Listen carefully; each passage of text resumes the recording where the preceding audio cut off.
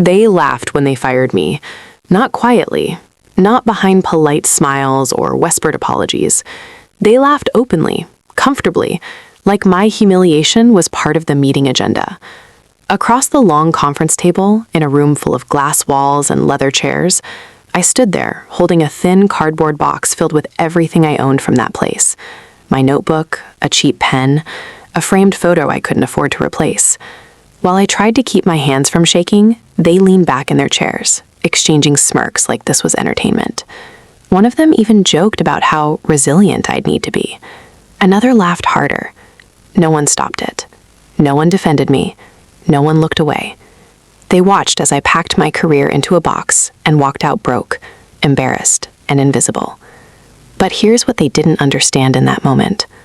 Humiliation has a long memory. Years later, those same men sat across from me again. Same table, same room, same silence. Except this time their hands trembled, not mine. The laughter was gone. The confidence had drained from their faces. Because I wasn't leaving with a box. I was signing the papers. And with every stroke of my pen, the company that once discarded me became mine. I didn't grow up dreaming of revenge. I wasn't fueled by anger or fantasies of payback. All I ever wanted was stability, a steady paycheck that covered rent and groceries without anxiety, a job where my effort meant something, where long hours and late nights turned into respect, not ridicule. I wanted a place where I could build a future quietly, where showing up, doing the work, and staying loyal actually counted. Instead, I became the punchline. The woman they joked about in meetings after I left the room, the name they used when they needed an example of failure, the one they humiliated when she had nothing to protect her, and underestimated when she was slowly, silently becoming everything they couldn't see. They saw my lack of power and mistook it for lack of potential. And while they were busy laughing, I was learning. While they dismissed me, I was paying attention. While they forgot me, I was remembering every detail. But none of that started with success. It started with a single day, one conversation, one box, one walk out of a glass building that shattered my sense of security completely. So let me take you back to the day my life fell apart. I was 27 when I joined Hawthorne Solutions. On paper, it looked like a dream. A mid-level consulting firm with polished glass offices, espresso machines on every floor, and executives who spoke in buzzwords like synergy and disruption, as if repeating them made them true. I believed in the job. I believed in the system. I wasn't flashy. I didn't play office politics. I didn't laugh loudly in meetings or name drop at happy hours. I worked. I stayed late when deadlines slipped. I fixed problems no one else wanted to touch. I kept my head down and delivered, again and again. And for a while, that was enough. Until it wasn't. Because consistency doesn't protect you when profits dip, and loyalty means nothing when numbers turn red. It happened on a Monday morning. Not dramatic, not announced. Just an email from HR with the subject line, "Quick sync, 9:30 a.m. My stomach dropped before I even stood up. The conference room felt colder than the rest of the office. The lights were too bright. The table was too long. Sitting there were my manager, 2 executives, an HR representative, and a projector that wasn't even turned on. No presentation, no data, no pretense. That's when I knew. Budget cuts, my manager said, staring at his hands instead of my face. Company restructuring, nothing personal. Nothing personal. Then one of the executives leaned back in his chair, smirked. Well, he said lightly, like this was advice and not a knife. Maybe next time don't rely so much on a job to survive. The other executive laughed. Actually laughed. A short, amused chuckle, like my life unraveling was mildly entertaining. They knew. They knew I was broke. They knew my rent was overdue. They knew my student loans were maxed out, and my credit cards were hanging by a thread. I hadn't told them, but I hadn't hidden it either. Late nights, declined lunches, cheap clothes in an expensive office. They knew, and they didn't care. HR slid a packet across the table. Severance details, return of equipment, a checklist for my exit. No apology, no thank you, just procedure. When I went back to my desk, the office felt louder and quieter at the same time. Keyboards clicking, phones ringing, conversations stopping when I walked by. I packed my things into a cardboard box. Plant, notebook, framed photo from graduation. Coworkers avoided eye contact. One pretended to be deeply focused on her screen. Another suddenly needed coffee. As I passed the break room, I heard someone whisper, "That's what happens when you don't play the game." I didn't respond. I couldn't. I walked out of that glass building with a box in my arms, my bank account nearly empty, and my dignity hanging by a thread. I told myself it was just a setback, just a bad day. just a lesson. But standing there on the sidewalk, watching my reflection fade in the mirrored windows, it felt like the end of everything, and I had no idea. It was actually the beginning. What they didn't know was that humiliation plants seeds, and mine were about to grow. The next year nearly broke me. Not all at once, but slowly, deliberately, like pressure applied until something finally gives. I went from polished office hallways to cramped apartments and late-night bus rides, from business cards and meetings to juggling shifts and praying my card wouldn't decline at checkout. I worked 2 jobs. By day, I freelance, sending proposal after proposal into the void, refreshing my inbox like it owed me answers. By night and weekends, I waited tables, smiling at strangers who complained about cold food while I calculated tips in my head, wondering if I could afford groceries and gas that week. Most days, I skipped meals. Not dramatic, not on purpose. I just learned which hunger felt manageable, and which bills could wait another notice before becoming a disaster. Electricity could wait a week. Student loans could wait a month. Rent controlled my breathing. Every rejection email felt personal. We've decided to move forward with other candidates. Your experience isn't the right fit. We'll keep your resume on file. Some nights I cried in the shower so my roommates wouldn't hear. Other nights I sat on my bed staring at the wall, replaying that conference room, the laughter, the smirk, the way they looked at me like a failed experiment. And then something shifted. Not overnight, not dramatically, quietly. Instead of asking what's wrong with me, I started asking, how does this actually work? I stopped seeing companies as stable, untouchable giants. I started seeing them as systems. Systems built on numbers, on leverage, on appearances. I began studying finance, not casually but obsessively. Market cycles, cash flow, debt structures. I learned how companies grow and how they quietly rot from the inside. I studied mergers, acquisitions, hostile takeovers. I learned how power protects itself and where it leaves cracks no one thinks to guard. At night, after double shifts, I didn't watch TV.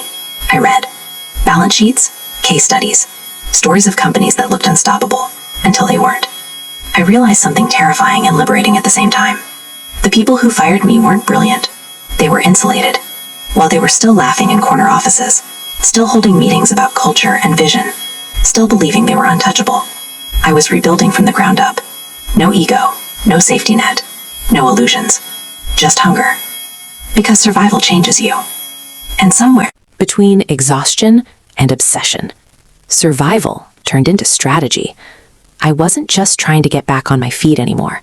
I was quietly preparing to climb high enough to look down on the people who once looked down on me.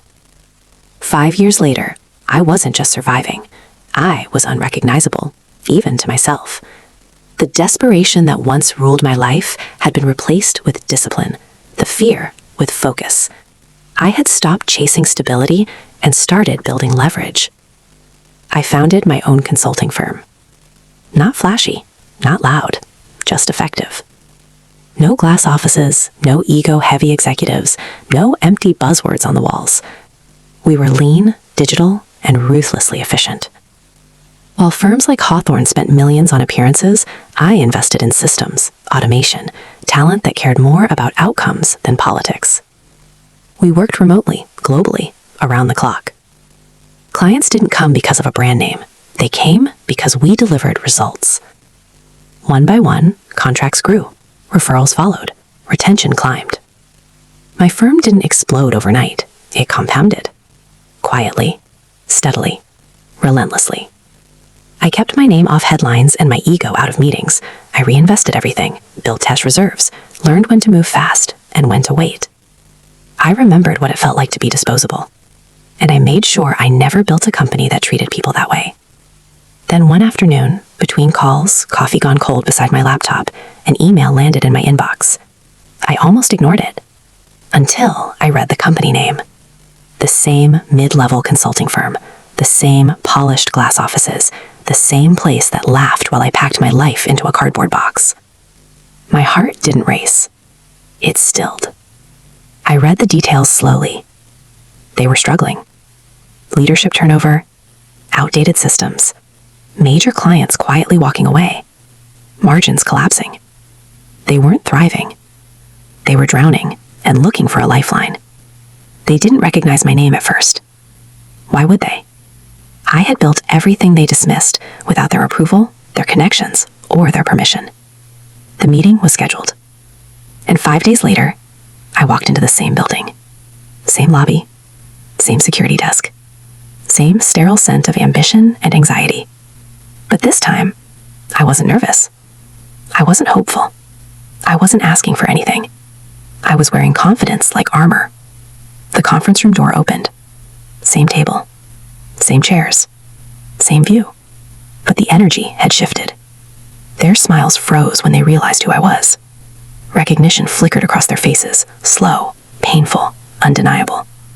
My former manager stood up too quickly, knocking his chair back. His hands shook when he offered me coffee. I declined. I watched them try to place me. The woman they fired. The joke. The risk they cut loose. Except now, I was seated at the head of the table. Not as an applicant. Not as an employee. As the solution. The silence stretched. They talked about synergy. About growth opportunities. About shared vision. I listened. Calm, measured, unmoved. Because suddenly, power had changed hands. And they felt it. But as I looked around that table, at the people who once laughed at my lowest moment, I hadn't decided yet what kind of owner I was going to be. Negotiations didn't happen quickly. They dragged. Weeks of meetings, revisions, and carefully worded emails filled with false politeness and quiet desperation. Hawthorne's executives tried to reclaim control in subtle ways, suggesting delays, proposing joint oversight, hinting that I might be too emotionally connected to make objective decisions. They tried to shrink me back into the version of themselves they remembered. It didn't work. Because the numbers didn't care about their comfort. Revenue was down, clients were leaving, operational costs were bloated. Every spreadsheet told the same story. They needed me more than I needed them. I stayed calm, measured, professional. I let them talk, let them posture, let them pretend this was still a negotiation between equals. It wasn't. The final meeting was scheduled for a Friday morning. The same conference room, same long table. But this time, there were lawyers. Stacks of documents set neatly in front of each seat, heavy, final, undeniable. The air felt thick, like everyone knew history was about to close a loop. No one joked. No one smiled. The room was silent in a way that only happens when power has already shifted, and everyone feels it. I picked up the pen. I didn't rush. I signed my name slowly, deliberately. Each letter clean, steady. I wanted them to feel it. When I finished, I placed the pen down and looked up. Every eye in the room was on me. No hard feelings. I said calmly. My voice didn't shake. It didn't rise. This is just business. The words landed heavier than I expected. Because they recognized them. They were the same words they once used on me, right before the laughter, right before the cardboard box, right before my life unraveled. This time, no one laughed. One executive's face flushed deep red, jaw tightening as if he wanted to speak, but couldn't find the authority anymore. Another one pale, staring at the signed documents like they just watched a door lock behind them. My former manager couldn't meet my eyes. The silence stretched. Thick. Uncomfortable. Final. There was no applause. No smug satisfaction. Just the undeniable sound of consequences settling into place. And for the first time since the day they fired me, they understood exactly what it felt like to lose control. I didn't fire anyone that day. I didn't walk in swinging power like a weapon or turn humiliation into spectacle. I didn't need to. That kind of revenge fades fast, and I had waited too long, grown too much, to waste the moment on cheap satisfaction. Instead, I restructured. I listened. I reviewed departments that had been ignored for years and found people who had been doing the real work quietly. Analysts, assistants, junior consultants whose ideas were buried under louder voices and bigger egos. I promoted talent that had been overlooked, not because they lacked skill, but because they didn't fit the culture of arrogance and intimidation. Then, I made the hardest changes. I removed the executives who thrived on humiliation, the ones who laughed when people were vulnerable, the ones who mistook cruelty for leadership and power for entitlement. They didn't leave in tears. They left with contracts, signatures, and consequences. The company began to change almost immediately. Meetings became productive instead of performative. People spoke with fear. Ideas moved faster when they weren't strangled by ego. And somewhere in the middle of rebuilding Hawthorne Solutions, I realized I had changed too. I wasn't the woman who walked out with a cardboard box anymore. I wasn't driven by bitterness or the need to prove them wrong. I was driven by clarity. Revenge didn't come from destroying what hurt me. It came from owning it and building something better on top of what tried to break me. Because the most powerful response to humiliation isn't rage. It's success on your own terms. Here's what I learned, and what no one tells you when you're at your lowest. People will laugh at you when you're broke. They'll underestimate you when you're struggling. They'll mistake your silence for weakness and your patience for failure. Let them. Because while they're laughing, they're not paying attention. They don't see you learning. They don't see you rebuilding. They don't see you turning pain into precision. They only notice when it's too late. The most powerful revenge isn't loud. It doesn't scream. It doesn't need applause. It's success so undeniable that the room changes when you enter it. It's authority earned, not demanded. Respect forced, not requested. They laughed when they fired me. They stopped laughing when I bought the company. And I smiled. Because I hated them. Not because I wanted to humiliate them back, but because I had already won.